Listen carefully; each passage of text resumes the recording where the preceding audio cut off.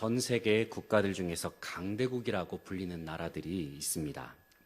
미국이나 러시아, 영국, 독일, 프랑스와 같은 나라를 우리는 흔히 강대국이라고 부릅니다. 아시아에는 대표적으로 중국과 일본이 강대국 반열에 들기도 합니다. 흔히 강대국이라 하면 몇 가지 조건이 있습니다. 일단은 땅덩어리가 넓어야 합니다. 그리고 인구도 많고 경제적으로나 또 군사적으로 강력한 힘을 가진 나라가 바로 강대국입니다. 그런데 강대국과 반대 개념으로 약소국이라는 말도 있습니다.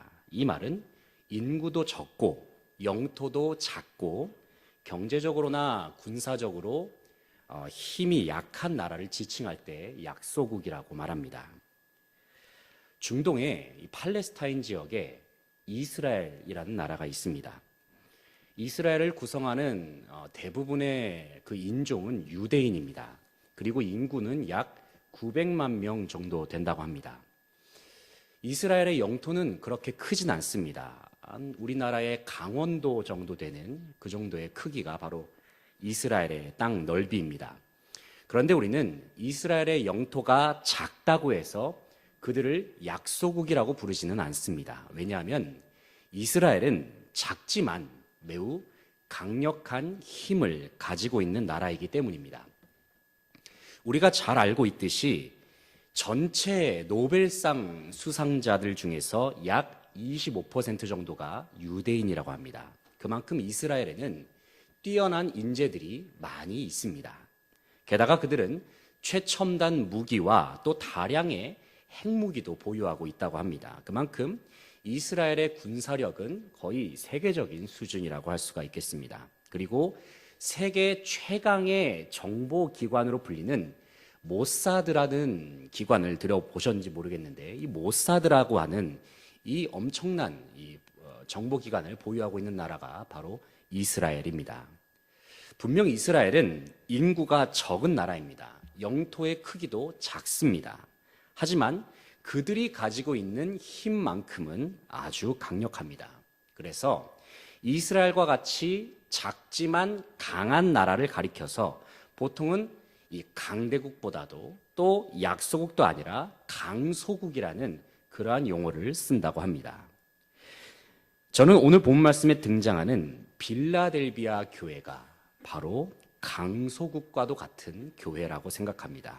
왜냐하면 빌라델비아 교회는 작지만 강한 교회였기 때문입니다. 특별히 빌라델비아 교회는 믿음이 강한 교회였습니다.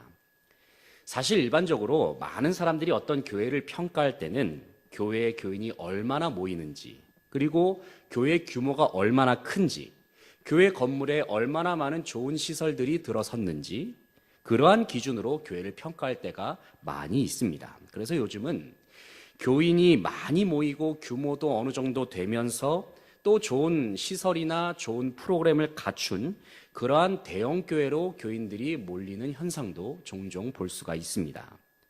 이런 현상들을 볼 때마다 저는 한편으로 이런 질문을 가져보게 됩니다. 그것은 주님께서 교회를 보실 때에 가장 중요하게 생각하시는 그 기준이 과연 무엇일까 하는 것입니다. 우리 주님도 교회 규모가 크고 교인이 많으면 그 교회를 인정하실까요? 건물에 좋은 시설이 갖춰져 있고 좋은 프로그램이 많이 있으면 그 교회를 인정하실까요? 곰곰이 생각해 보면 꼭 그렇지는 않아 보입니다. 물론 소위 말하는 대형 교회들 중에서도 귀한 사역을 감당하면서 선한 영향력을 끼치는 훌륭한 교회들도 많이 있습니다. 하지만 우리 주님은 겉모양이나 외모를 보시기보다는 언제나 중심을 들여다보시는 분이심을 우리는 기억하게 됩니다. 우리가 잘 아는 사무엘상 16장 7절 말씀에 이런 내용이 있죠. 사람은 외모를 보거니와 나 여호와는 무엇을 보십니까? 하나님은 중심을 보시느니라. 하나님은 중심을 보시는 분이라는 것입니다. 주님은 사람을 보실 때에 중심을 보십니다. 그런데 이러한 기준은 교회를 보실 때도 마찬가지로 적용이 된다는 것입니다. 주님은 교회를 보실 때에도 그리고 세상을 보실 때에도 중심을 가장 먼저 보신다는 것입니다. 그런데 오늘 본문 말씀에 나온 이 빌라델비아 교회는 주님께서 보시기에 중심이 참 아름다운 교회였습니다. 그래서 주님께서는 그러한 빌라델비아 교회를 기뻐하시면서 그들을 칭찬하셨습니다. 하지만 빌라델비아 교회는 세상적인 관점에서 보았을 때는 별로 볼 것이 없는 교회였다는 것입니다. 열악한 교회였고 또 별 볼 일 없는 교회가 바로 빌라델비아 교회였습니다. 왜냐하면 그들은 가진 것도 별로 없었고 기댈 것도 별로 없는 그러한 교회였기 때문입니다. 그러나 주님께서 보셨을 때에 빌라델비아 교회가 칭찬받는 부분이 한 가지가 있었습니다. 그것은 어떠한 상황 속에서도 주님의 말씀을 지켰고 또 주님의 이름을 끝까지 배반하지 않는 굳센 믿음이 바로 빌라델비아 교회 가운데 있었다는 것입니다. 한번 8절 말씀 같이 한번 읽어보겠습니다. 8절입니다. 시작. 볼지어다 내가 내 앞에 열린 문을 두었으되 능히 닫을 사람이 없으리라.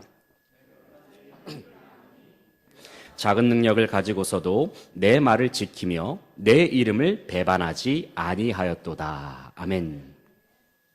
주님께서는 빌라델비아 교회가 주님의 말씀에 순종하며 주님의 이름을 끝까지 배반하지 않는 굳센 믿음을 보시고 계셨습니다.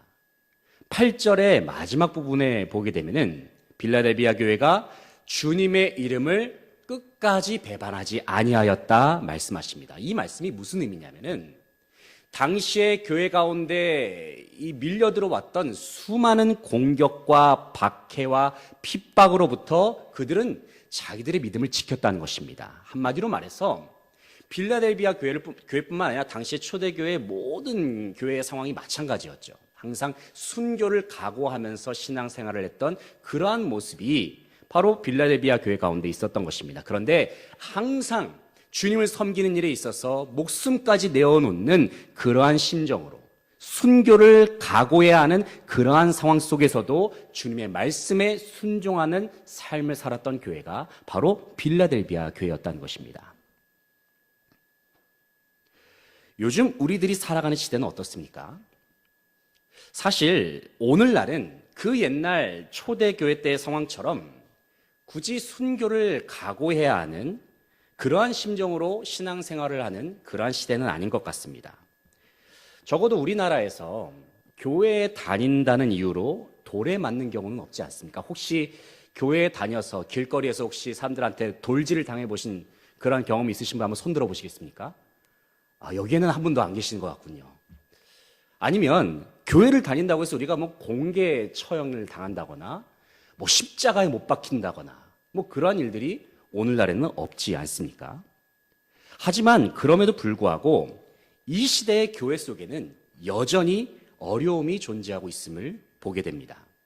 물론 그 어려움은 옛날처럼 이 외부로부터 물리적인 공격을 받는 그러한 모습과는 조금은 다릅니다. 그런데 오히려 오늘날의 이 교회들은 외부의 공격보다도 이 성도들의 내면적인 어려움으로 말미암아 힘든 시기를 겪고 있는 경우가 많이 있음을 보게 되더라는 것입니다. 때로는 그리스도인들의 삶 속에 어려움이나 시험이 다가올 때가 있습니다. 그런데 이러한 삶의 문제들로 인해서 많은 그리스도인들은 그들의 내면 가운데 영적인 침체를 겪는 경우가 많이 있다는 것입니다.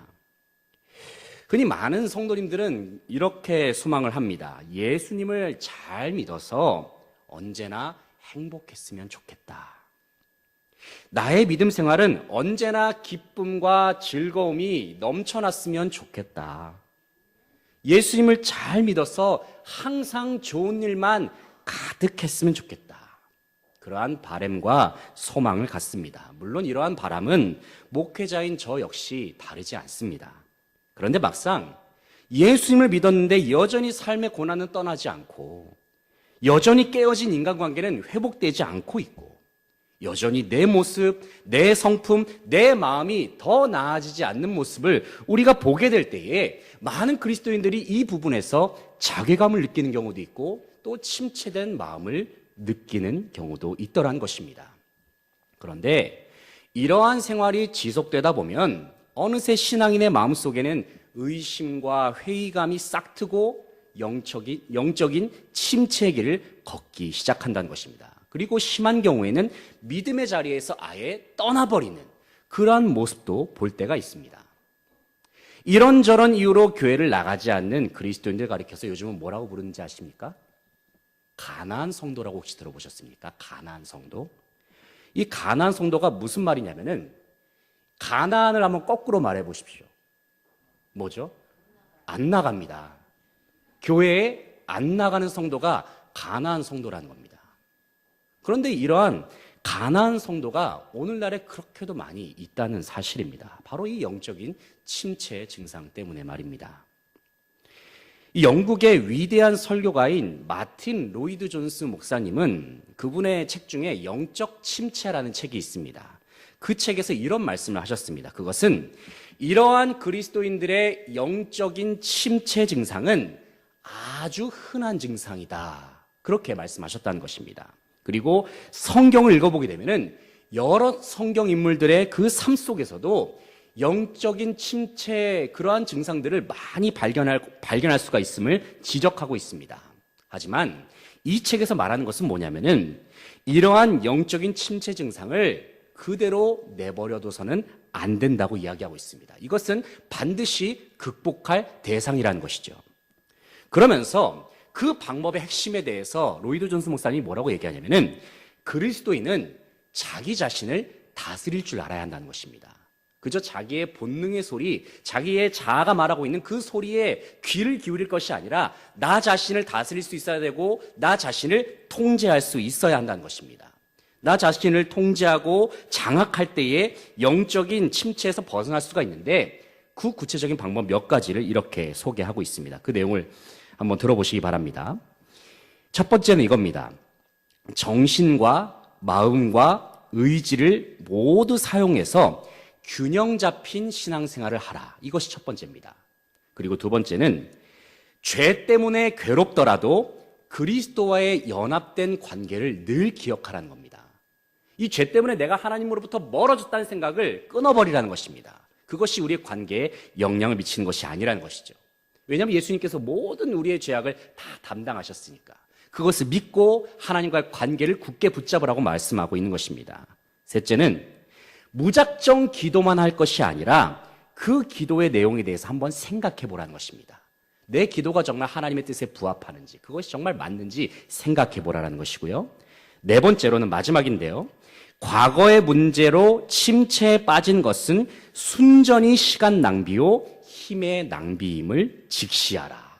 이렇게 로이드 존스 목사님이 이야기를 했습니다. 그래서 이러한 방법을 통해서 그리스도인들은 영적인 침체를 극복해야 하고 더 나아가서 충만한 회복의 자리로 나아가야 함을 이야기합니다. 꼭 외부로부터의 박해와 핍박이 없다 하더라도 성도의 내면 속에 자리 잡은 영적인 침체는 우리로 하여금 온전한 순종으로 나아가지 못하게 합니다. 그런데 이러한 영적인 침체라고 하는 방법은 원수 사탄 마귀가 즐겨 쓰는 전략 중에 하나라는 사실입니다. 그들은 성도로 하여금 주님을 따르지 못하도록 잠식해 들어오는 존재들입니다. 사랑하는 성도 여러분, 혹시 영적인 침체 상황 가운데 놓여 계신 분들이 계십니까? 믿음의 깊은 잠에 빠져 있는 분들도 혹시 이 자리에 계십니까? 이 시간 다시금 깊은 영적인 잠에서 깨어나서 순종의 길로 나아갈 수 있는 저와 여러분 되시기를 간절히 소망합니다. 그래서 주님이 다시 오시는 그날까지 끝까지 믿음을 지켜내어서 주님께서 약속하신 그 상급을 받아 누릴 수 있는 모든 성도들 되시기를 간절히 소망합니다. 빌라델비아 교회는 끝까지 믿음을 지킨 교회였습니다. 주님의 이름을 배반하지 않는 믿음, 그래서 주님께 칭찬받는 믿음을 소유했던 교회가 빌라델비아 교회였습니다. 그러한 빌라델비아 교회를 향하여서 주님은 하늘의 놀라운 상급을 약속해 주셨습니다. 이 시간 오늘 본 말씀을 통해서 끝까지 믿음을 지킨 자들이 받는 상은 무엇인지 살펴보면서 주님께서 우리에게 주시는 위로와 회복을 누릴 수 있는 주의 백성들 되시기를 소망합니다.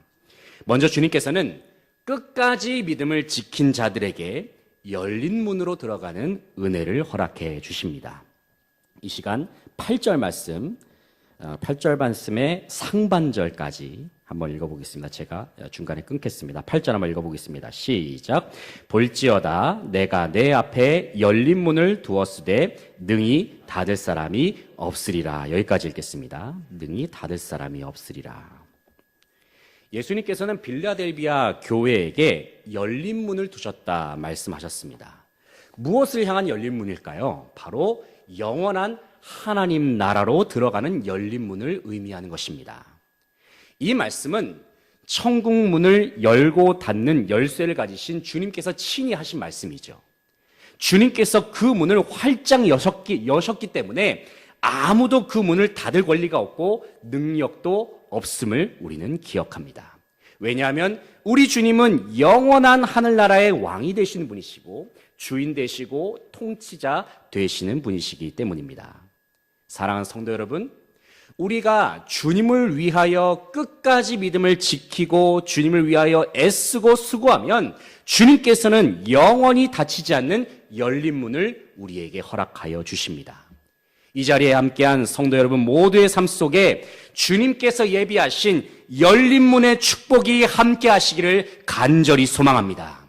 그래서 주님께서 허락하신 열린 문을 통해서 주어지는 영원한 하늘나라의 복을 경험할 수 있는 저와 여러분 되시기를 간절히 소망합니다. 끝까지 믿음을 지키는 교회에게 주시는 또 하나의 은혜는 바로 전세가 역전되는 은혜였습니다. 9절 말씀 같이 한번 읽어보겠습니다. 9절입니다. 시작.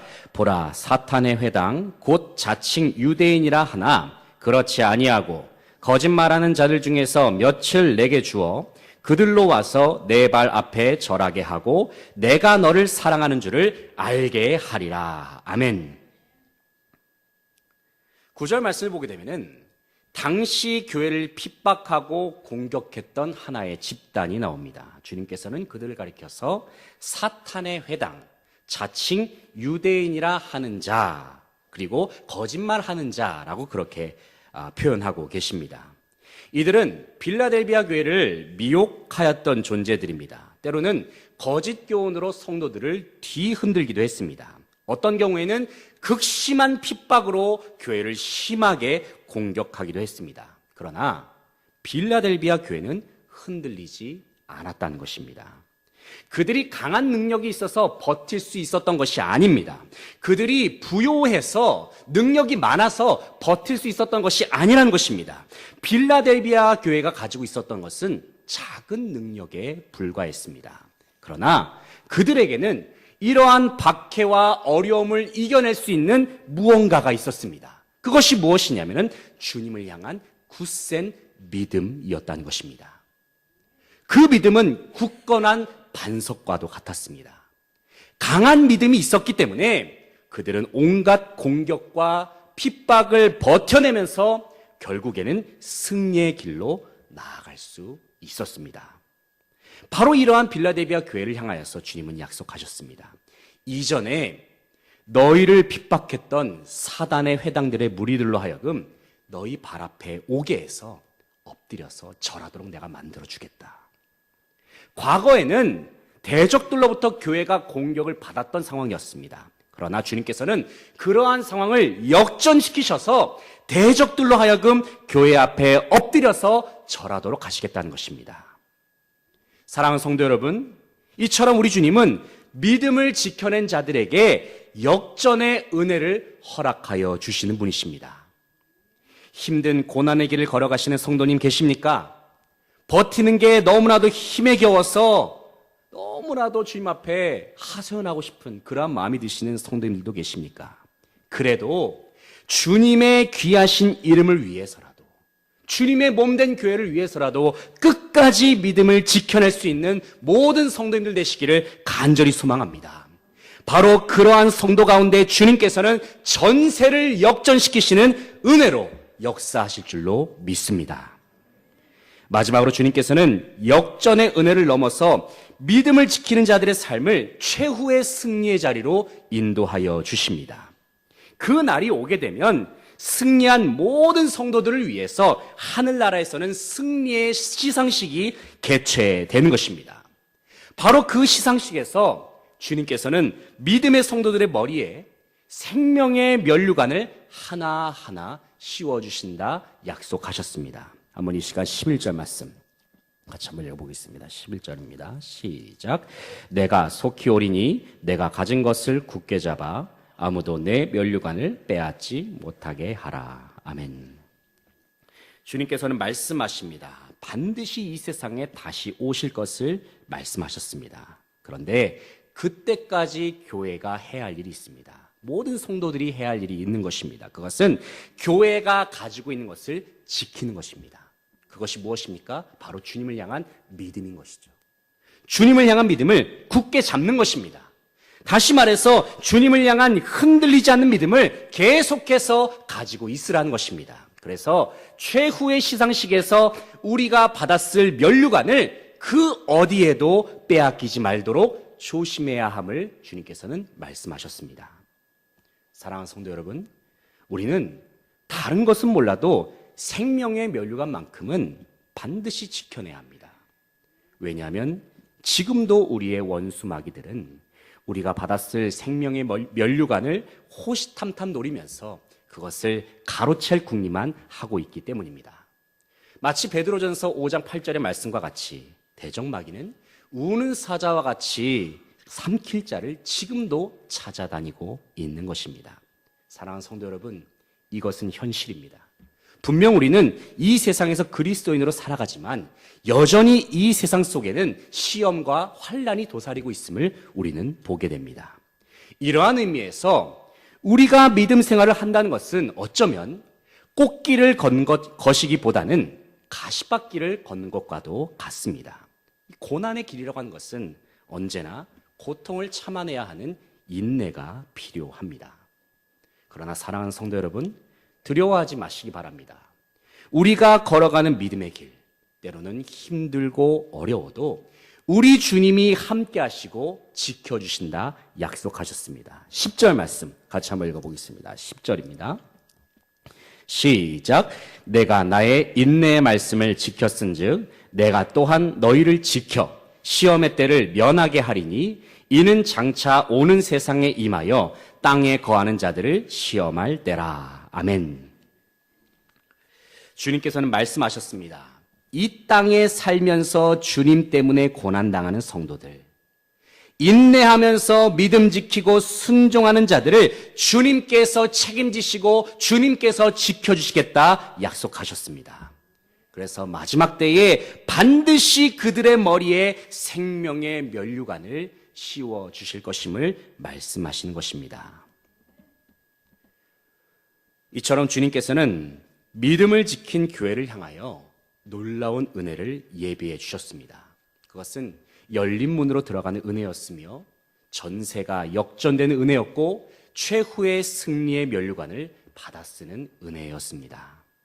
이제 말씀을 정리합니다. 사랑하는 성도 여러분, 주님을 위해서 우리가 살아가고 또 주님을 위하여 봉사하는 데 있어서 나는 부족하다라는 생각을 가지실 때가 있습니까? 더 이상 힘과 능력이 부족해서 이제 그만했으면 좋겠다. 이제 좀 내려놨으면 좋겠다라는 마음이 드실 때도 있습니까? 그러나 우리는 기억해야 합니다.